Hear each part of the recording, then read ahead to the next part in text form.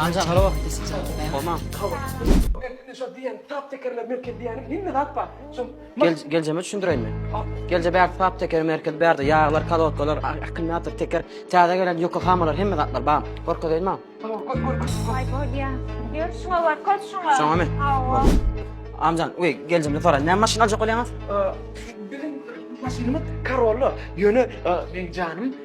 Deme Yevropa kalp bezi. Onda bir de çağda gelen Yokohamalara birinci tor. Baka hem yerden ardan. Dige bizde var. Çağda geldi. Yo canım için var hiç iyi. Bolya bol çat çat. Al dört tekerim alay. Am, ZTX orijinal tekerlen biri. Baka amatlı. Onu can ne derler? İnqimmadım. İnqim. Yokohama. Yokohama var bir. Ne derler can Yevropa kalp veriyor ama onu biliyorum. Şunu koyuyor. Ama şu vakit karolama da ZTX koyuyor öyle. Can. Yevropa kama. Gelecek mi? Atılmakın iyaralli biliyor musun? Al Bolya al. Ne?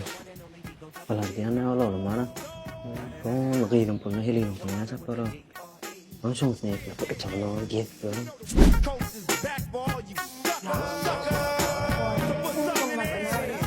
Yaman gelsin kula ya.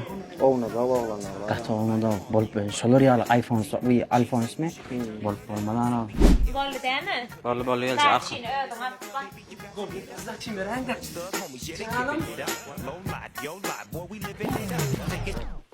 Sen ne mi hiç şeyle utanmayan ya? Senin de utanç, haya, ne yok mu? Seret bolup olsun geleğin gidin alıp ne onu? Sen ne alıp gelsin o? Geleğinin pulunu yaşap, geleğinin diyenini edip utan bırakacak. Kakızın pulunu yaşap. Ne söylüyorsun? Can, boş yok. Can, klient bak can, bir mi boş oldu ne? Ne sakmaya uğraşar. Bolu bas gidiver. Bolu gidiver.